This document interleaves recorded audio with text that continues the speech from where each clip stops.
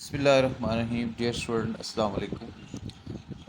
Exercise 2.1 class second year KPK book है। Question number 1 है आपके पास, रीड द ग्राफ। आपने ग्राफ को रीड करना है। क्वेश्चन नंबर 1 में ग्राफ दिए हुए हैं, आपने सबसे पहले ग्राफ को रीड करना है। रीड करने के बाद आपने फंक्शन लिखना है और फिर उसके बाद डोमेन एंड रेंज उसी फंक्शन की बेस पे आपने बताना है।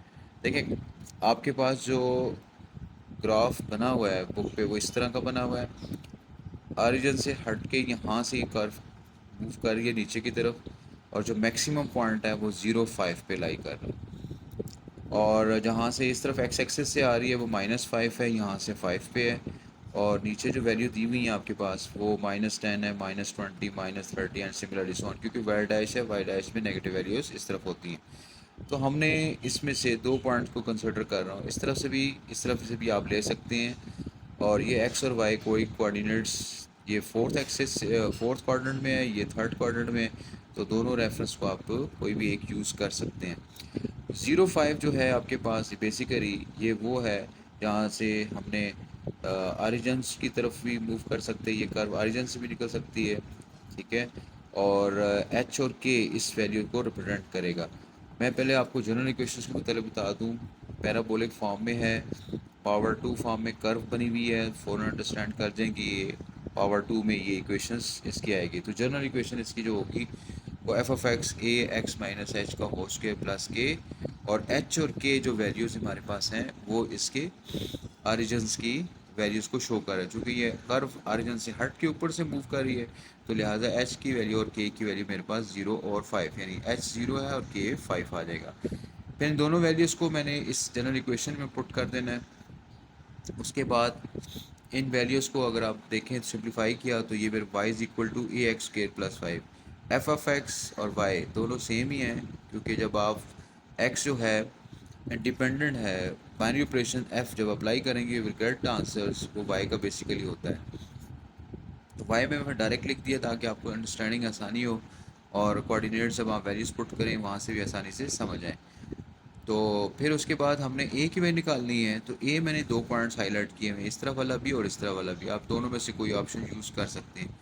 तो मैंने ये वाला थर्ड क्वाड्रेंट वाला यूज़ किया, वैल्यूज़ पुट की। तो अब आप देखें कि जब वैल्यू पुट करने के बाद माइनस जहाँ पे एक्स था वहाँ पे -5 पुट किया और उसका स्क्वायर 25 बन जाता है। इस 5 को मूव करके उस तरफ ले गया तो -25 डिवाइड किया, सिंप्लीफाई किया, तो आंसर मेरे पास -1 आ गया। इस वैल्यू को -1 को मैं इसी इक्वेशन में पुट करूँगा तो ये मेरे पास वो फंक्शन है जो मुझसे पूछा गया था कि बताएं इसमें कौन सा फंक्शन होगा इस ग्राफ के रीड करने के बाद। तो वो ये वाला फंक्शन है, y is equal to -x² plus 5, या f of x is equal to -x² plus 5। उसके बाद हमने इसकी डोमेन एंड रेंज को डिस्कस करना है। तो देखें, अब जो आपके पास वैल्यू गिवन है इसमें जो भी वैल्यू आप पुट करेंगे वो सारी की सारी आपके पास आंसर इसके आते रहेंगे। अगर आप 0 पुट करें तो 5 आएगा, 1 पुट करें तो 4 आएगा, 2 पुट करें तो 1 आ जाएगा, इसी तरह 3 पुट करते जाएंगे तो माइनस में आ जाएगा। तो मैक्सिमम वैल्यू 5, और उससे नीचे सारी की सारी वैल्यू आती रहेंगी। तो जो भी आपने एक्स में वैल्यू पुट की वो आप इजीली पुट कर रहे थे, क्योंकि कोई भी इसमें ऐसी वैल्यू नहीं थी जिसमें फंक्शन अनडिफाइंड आता हो या नॉट एग्जिस्ट हो रहा हो। तो इसलिए उस वैल्यू को हमने इसमें शामिल ही नहीं किया, ना करेंगे। लेकिन इसमें कोई ऐसी वैल्यू जिसपे ज़ीरो अनडिफाइंड आता हो फंक्शन, तो ये सब पे एग्जिस्ट कर रहा था। तो लिहाजा जो इसकी डोमेन होगी वो set of real number, set of real number को सिंपल कैपिटल आर, या फिर हम इसको ओपन इंटरवल फॉर्म में, इन्फिनिटी फॉर्म में भी लिख सकते हैं। तो दोनों ऑप्शन ठीक है। उसके बाद इसकी रेंज रेंज जो सबसे कम वैल्यूज़ होगी वहाँ से स्टार्ट जो होगा, और जहाँ तक आपकी वैल्यू जा रही है मैक्सिमम उस वैल्यू को उस तरफ हम मूव करेंगे और वो शो करके बताएंगे आपको रेंज में। तो आपने देखा जो ज़ीरो था उसमें जब आप वैल्यू पुट की तो 5 आया था। उससे उसके बाद ये 5 वैल्यू के अलावा जितनी वैल्यूज थी वो सभी से कम आ रही थी। तो क्लोज इंटरवल में आपने स्टार्ट में 5 लिख देना है। अब जितनी वैल्यूज़ आ रही थी वो 5 से कम और नेगेटिव की तरफ जा रही थी, तो लिहाजा इसकी जो रेंज बनेगी वो माइनस की तरफ जाती है। 5 4 3 2 0 1 -1 सिमिलरली सो ऑन।